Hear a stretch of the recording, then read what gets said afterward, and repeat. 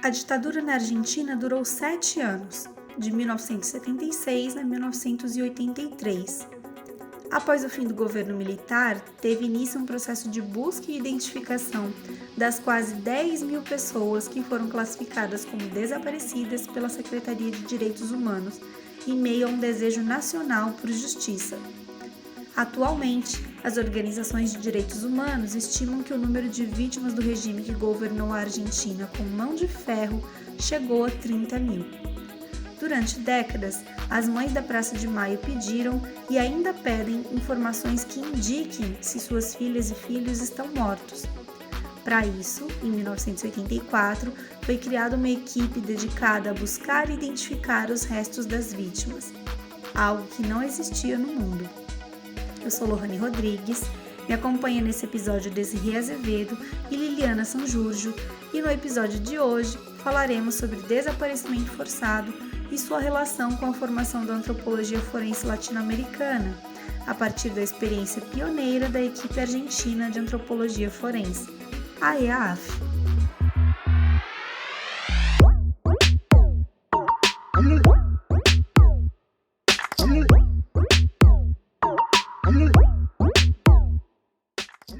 Olá, começa agora o 1049, hoje um pouquinho diferente, vamos conversar aqui sobre antropologia forense latino-americana e outras cositas más.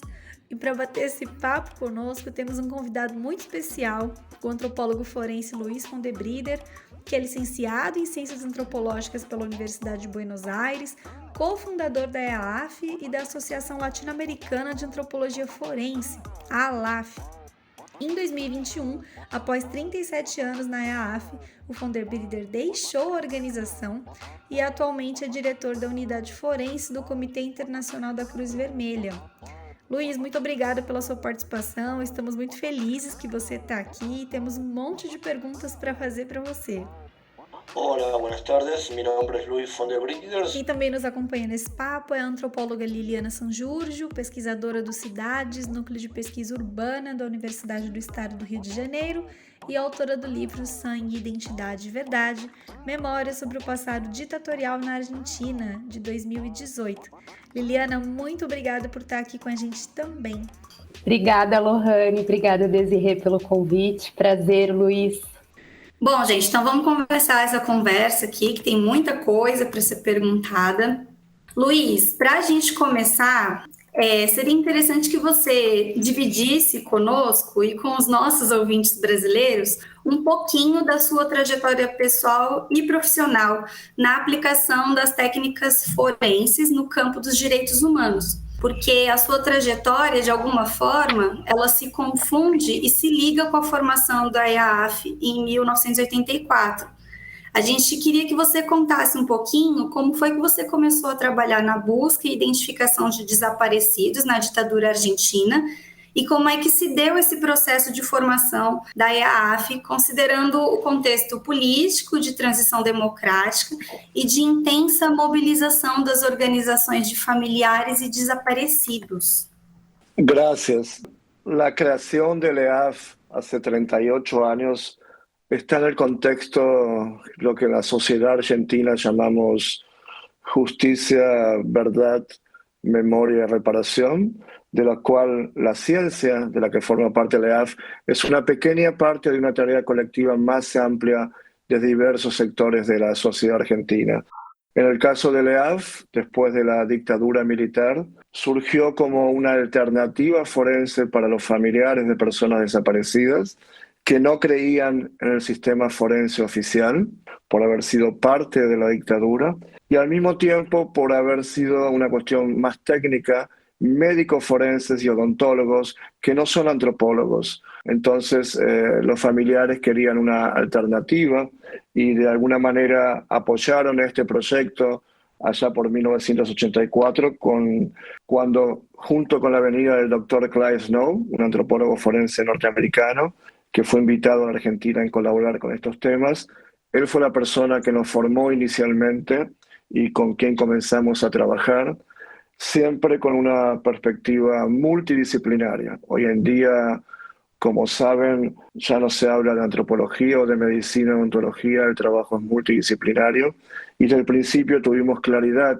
que era necesario abordar la tarea de buscar a las personas desaparecidas con ese enfoque que hace mucho más rica la investigación. Así es como comenzamos hace 38 años trabajando en Argentina a pedido de los jueces y la justicia en general que estaba investigando, hasta que después, con el paso de los años, nos fueron solicitando el trabajo otros países con problemáticas similares, con violencia no solo de carácter político, con violencia de carácter étnico, religioso, hasta migrantes, feminicidios y violencia institucional.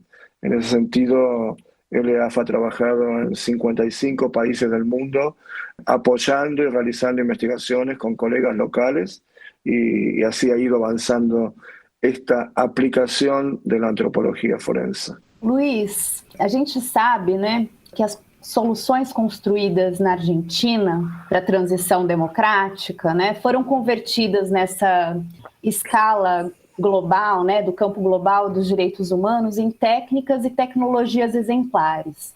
E que esse foi transformado também num modelo de justiça de transição nesse cenário mundial.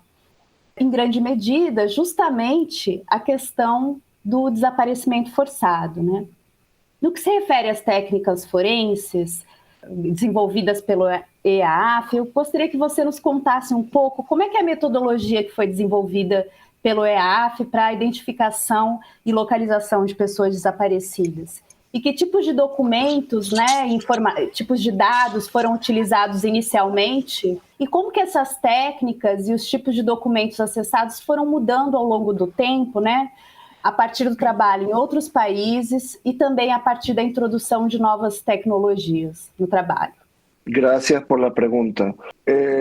Una investigación criminal está compuesta por diferentes instituciones que se encargan de esto, que básicamente son jueces, fiscales, abogados, la policía con sus asistencias técnicas y los forenses trabajando en diferentes sistemas. Uno de los problemas más graves que enfrentamos, independientemente del tipo de caso de que se trate, que todas instituciones no dialogan unas con la otra. Entonces, cuando estamos investigando un caso, tenemos que partir de hipótesis de trabajo. Tenemos que saber quién, cuándo, cómo y por qué alguien desaparece.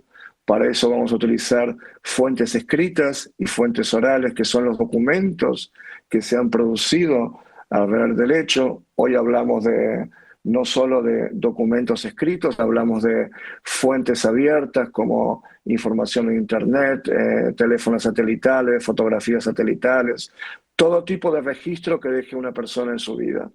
Esta información se busca en diferentes lugares y con eso generamos una hipótesis de trabajo. La hipótesis tiene que ver sobre dónde puede esta persona, viva o muerta, si está muerta, dónde depositaron su cuerpo. Ese es el trabajo más de la arqueología forense, para después recuperar los restos y realizar un análisis multidisciplinarios. La justicia en el mundo no funciona así. Los jueces y fiscales delegan su trabajo en la policía, que en muchas veces es parte del problema, a policía. Entonces los familiares están inmersos en un sistema donde son marginados, donde no son incorporados y genera falta de confianza y de transparencia. Entonces lo que hicimos nosotros es juntar estas 4 etapas que he descrito en un proceso sincrónico donde de diferentes disciplinas científicas, y yo prefiero hablar de disciplinas científicas y no de técnicas. Yo soy antropólogo, otra persona es médico y aplican sus conocimientos de esa disciplina a resolver un problema o a intentar resolverlo. Por eso decimos que el antropólogo tiene que trabajar en conjunto con por lo menos 10 disciplinas diferentes, entendiendo y respetando las incumbencias de cada disciplina. Un antropólogo no puede hacer lo que hace el médico y el médico no puede hacer lo que hace el antropólogo. Es un problema grave en algunos países, especialmente en el Brasil, donde los antropólogos son médicos y odontólogos en general. Entonces, este trabajo multidisciplinario es como se aborda cada caso, sea un caso criminal ordinario, sea un desastre masivo, sea un caso de violencia política, sea cual sea el caso. Es con el método científico de trabajar es cómo se logran resultados. Y lo que hemos hecho en el EAF, lo que ha cambiado el paradigma, es poner a los familiares y sus organizaciones en el centro de la actividad. No son actores marginales, sino que son actores centrales de este proceso. Dando sequência, Luiz, no que você está comentando, né, a respeito das disciplinas científicas, eu acho, minha avaliação, não só a minha, de muita gente, né, que quando a gente está falando de antropologia forense, do EAF, né, esse lugar pioneiro que ocupa, num processo justamente de encontro da ciência com os direitos humanos. E isso nos parece bastante interessante, porque a gente está falando especificamente de um conjunto de saberes, como antropologia física, arqueologia, genética, né? Mas a gente está falando de disciplinas que elas estão marcadas historicamente, ou pelo menos até então estavam, né? Por abusos cometidos em nome da ciência, né? E aí a gente pode citar vários: colonialismo, extermínio de povos originários, o racismo, violação de direitos reprodutivos, eugenia, genocídio, né? Enfim. E na virada do século XXI, a gente tem a entrada o ressurgimento desses mesmos saberes como instrumentos de produção de memória, verdade e justiça, né? Através de grupos forenses como a EAF e outros. Então, nesse sentido, eu queria saber como o trabalho do grupo na Argentina e também de outras equipes, né, latino-americanas, ou enfim, de outros lugares do mundo, tem contribuído para o desenvolvimento de protocolos para a investigação forense em situações de grave violação de direitos humanos do ponto de vista ético. Então, queria te ouvir um pouco a respeito de ética e ciência nesse processo, para esse desenvolvimento desse fazer forense que está atento às questões éticas e políticas. Creo que es importante rescatar que el trabajo que realizamos en Argentina y en otras partes del mundo siempre está enmarcado en una investigación que tiene un marco legal. Nosotros no somos las autoridades, no somos los que decidimos.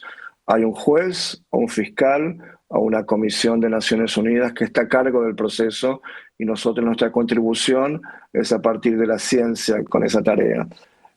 Eso se enmarca también con los movimientos sociales. En el caso de Argentina, los llamados organismos de derechos humanos, que había históricamente unos 10 organismos de derechos humanos con agendas diferentes, pero tuvieron la ventaja que en Argentina se pusieron de acuerdo en algunas cosas, que son los que reclaman y exigen a los gobiernos que haya investigaciones, que haya justicia, que haya equipos independientes como es el EAF.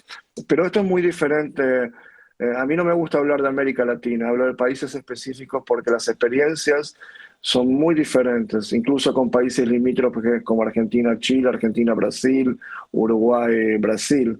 En el caso de Argentina, donde la movilización de la sociedad civil ha alcanzado los niveles más altos hasta el día de hoy y ha sido constante y por eso se ha logrado tanto, por eso hay 1.000 personas que están cumpliendo sentencia judicial que participaron durante la dictadura en Argentina.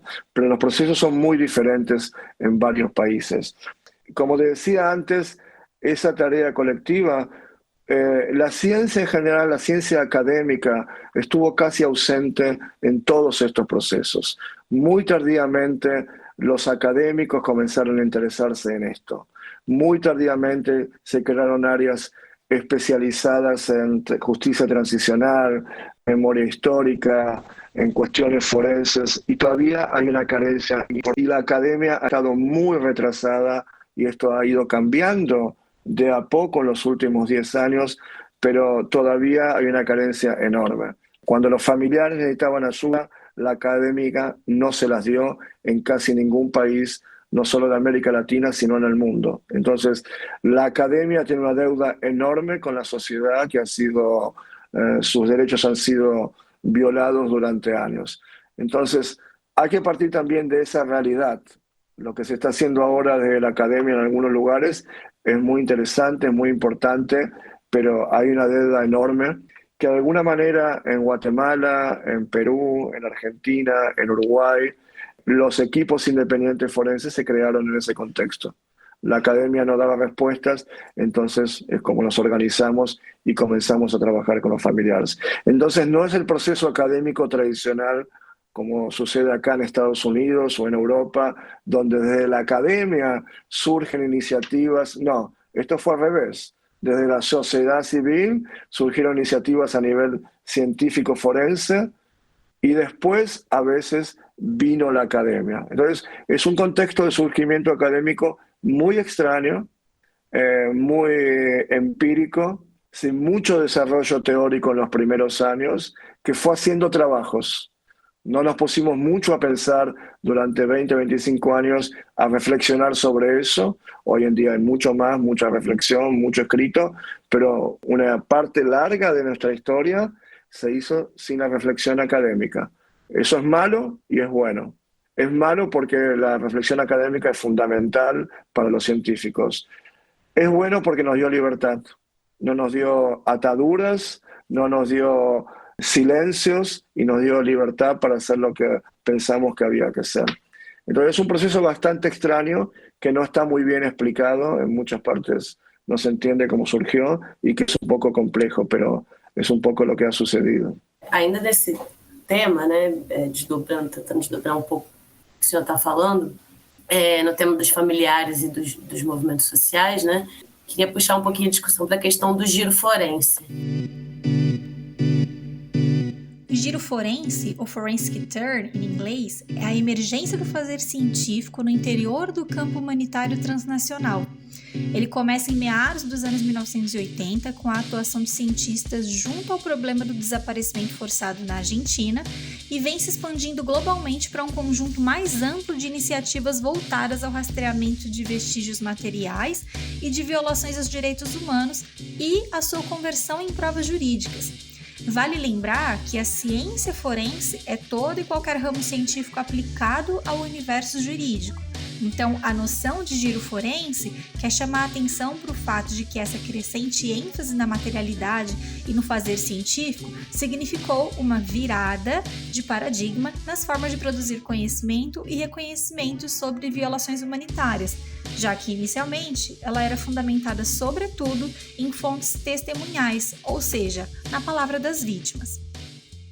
A gente sabe que os movimentos sociais, como você disse, né, são responsáveis pelo desenvolvimento desses trabalhos em determinados contextos da América Latina e são responsáveis também pela construção internacional, né, da categoria jurídica, desaparecimento forçado, e em grande medida também, né, pela transnacionalização do trabalho de equipes forenses como o EAAF. Né? Então, lá em 1990, por exemplo, o EAAF esteve aqui no Brasil e teve a ver justamente com a atuação de movimentos sociais aqui no Brasil demandando, né? Então, a minha pergunta é como conciliar, né, esse atual paradigma científico da verdade humanitária com essas experiências práticas de busca de familiares de pessoas desaparecidas e de outros atores locais para que eles não sejam tratados apenas como fonte, digamos assim, do trabalho científico, mas respeitados ali no seu protagonismo político e principalmente como produtores mesmo de conhecimentos empíricos locais. E aí eu pergunto isso porque eu imagino que a sua experiência transnacional te colocou em contato com uma variedade grande, né, de crenças religiosas, enfim, de dinâmicas criminais, de formas mesmo de lidar com a morte e com o desaparecimento do corpo em si.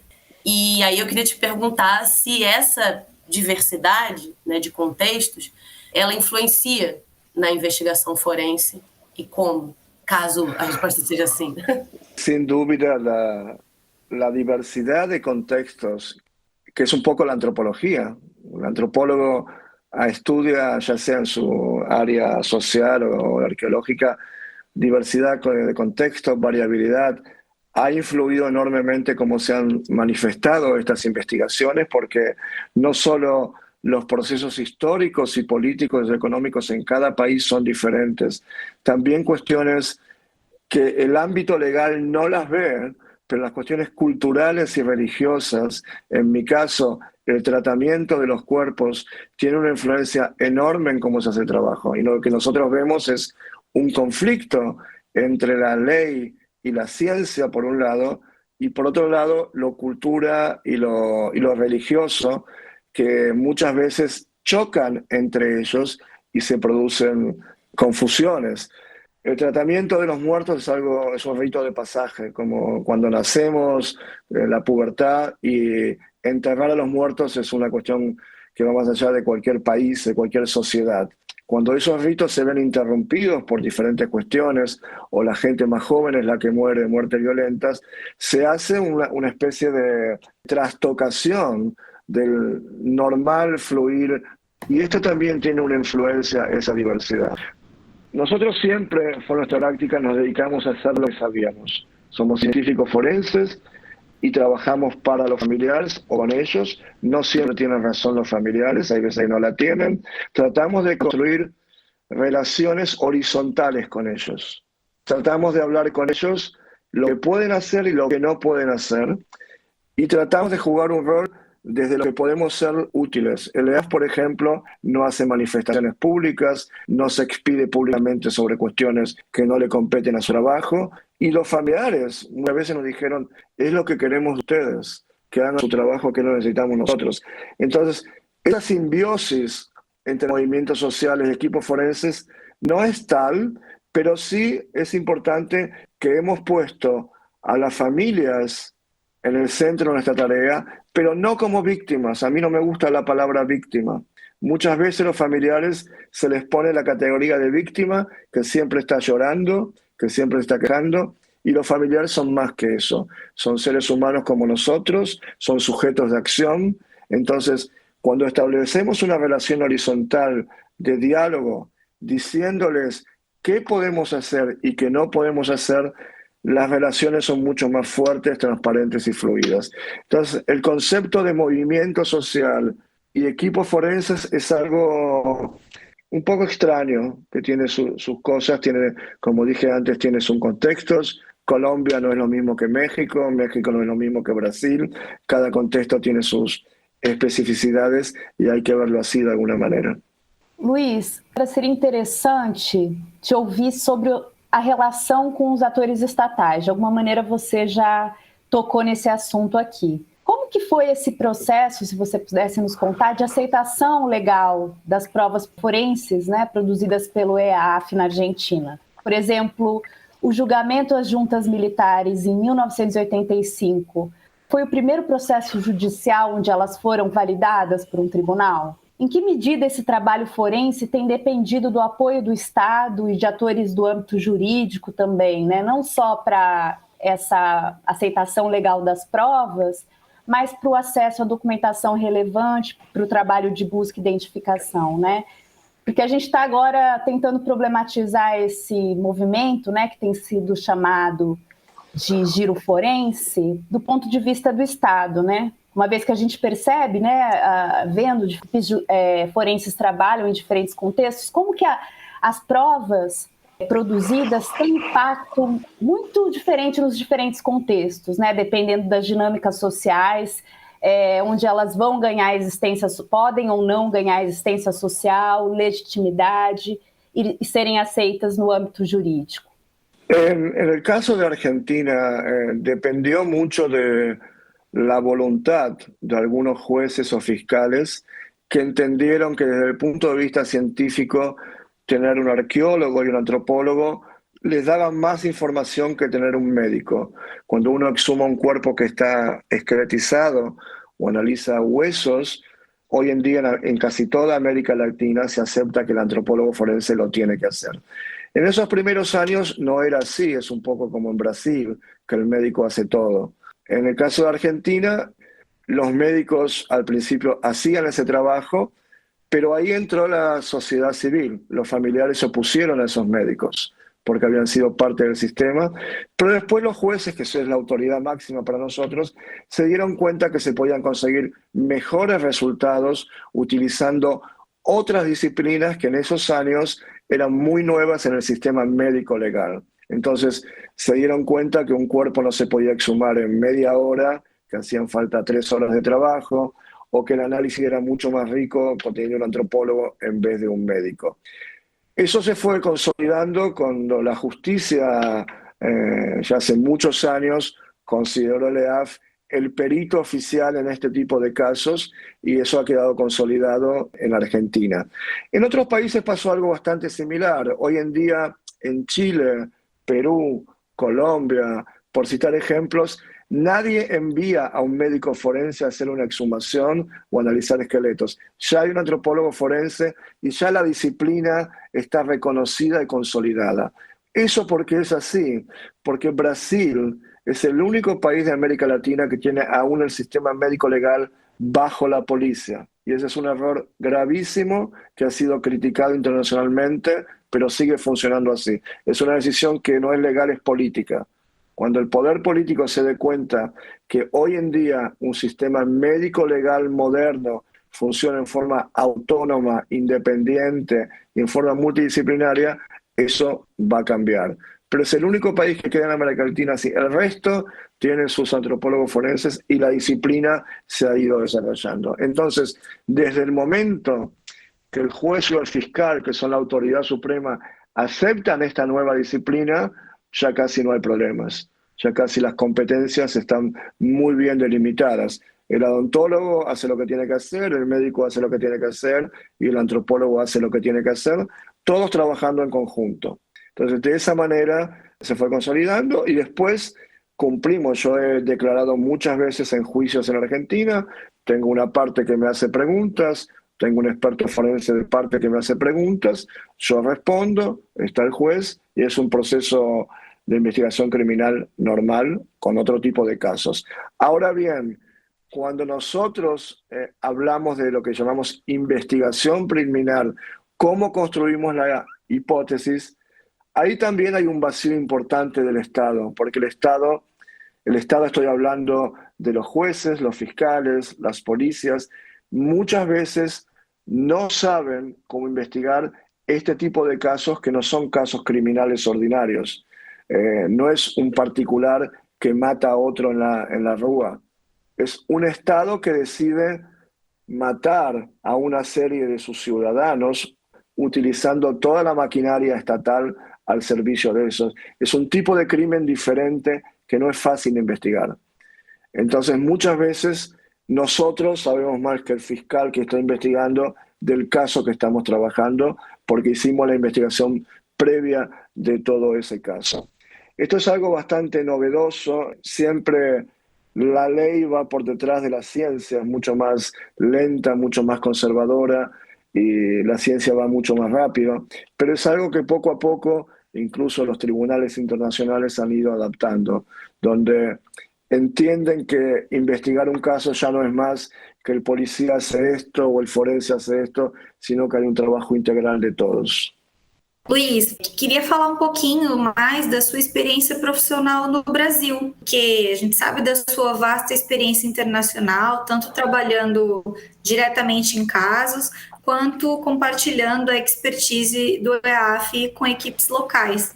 Você esteve aqui no Brasil em 1990, na abertura da Vala de Perus, e 24 anos depois, em 2014, você esteve envolvido na criação do Grupo de Trabalho Perus. Então, se você puder compartilhar um pouco as suas impressões nesses dois momentos, seria bem interessante.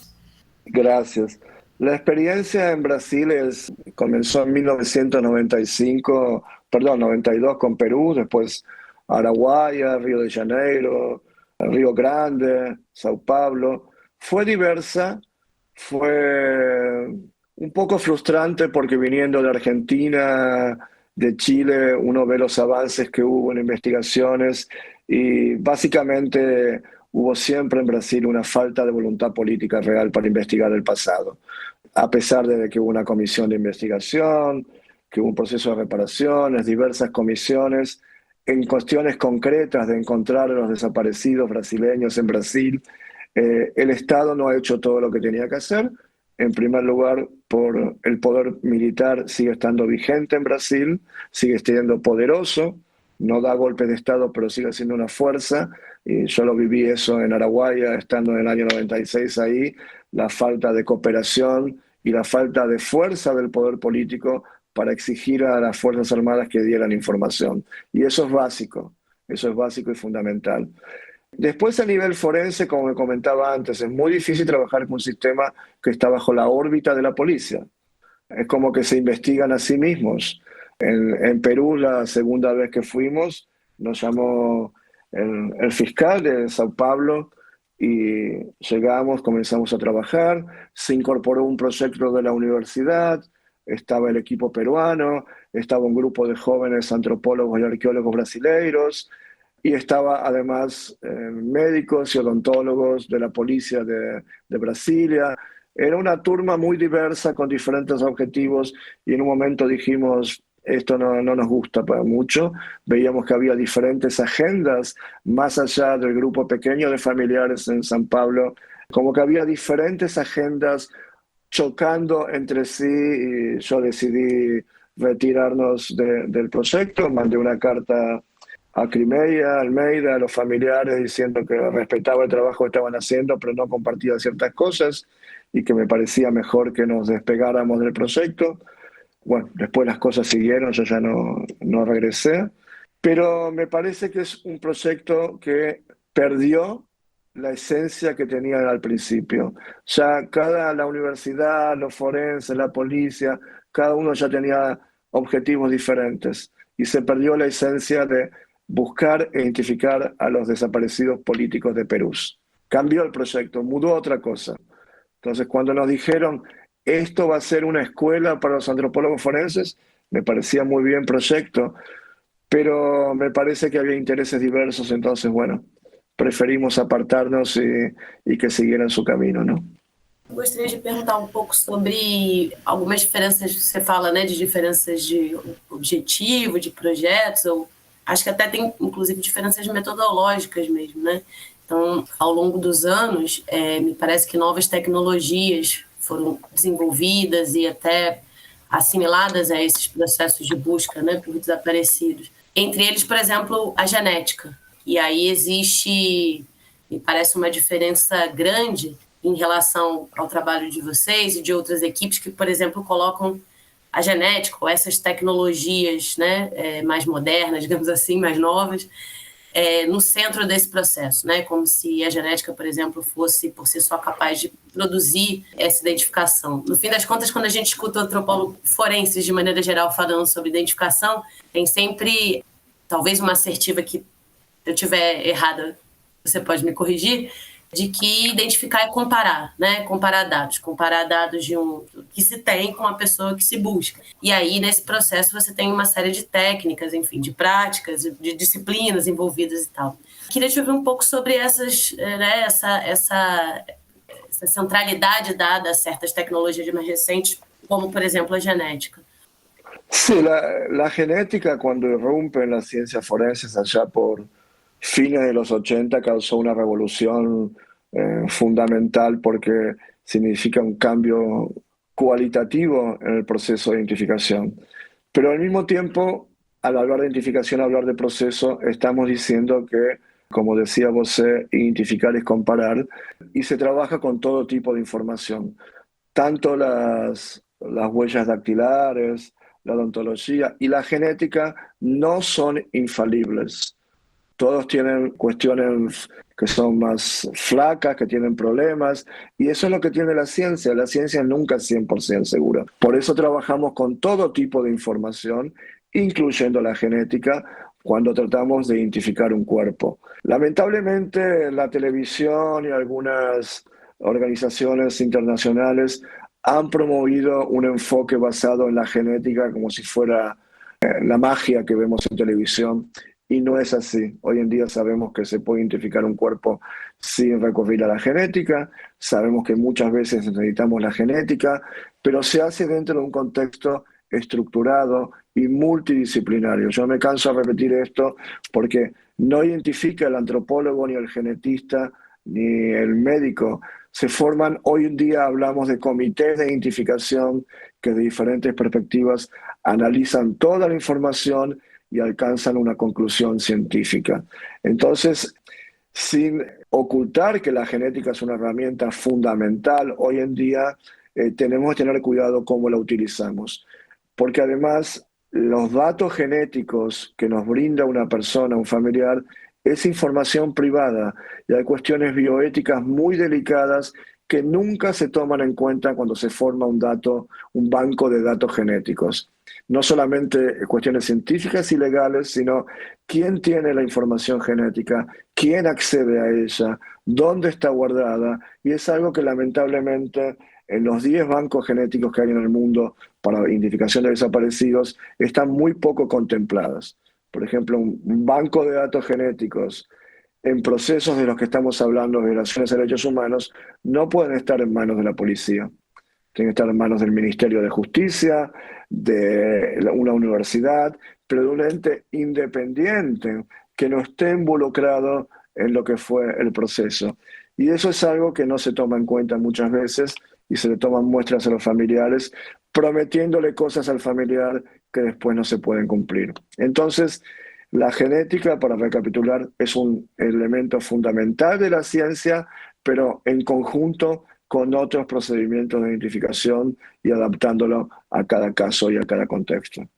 Eu gostaria de fazer mais uma pergunta, Luiz. Para além, né, das investigações realizadas pelo EAF para a identificação de pessoas desaparecidas durante o período da ditadura, que outros casos o EAF tem sido requisitado nos últimos anos, né, a investigar? Casos de crimes mais recentes, por exemplo, fiquei sabendo também da identificação de soldados mortos durante o conflito nas Malvinas. E uma segunda questão, acho que seria mais saber de você, dentre os inúmeros experiências, né, de investigação que você realizou, não só na Argentina, mas em outros lugares do mundo, se tem algum caso específico ou dois que tenha te marcado mais, que tenha te impactado más. En cuanto a los casos, el perfil ha ido mudando.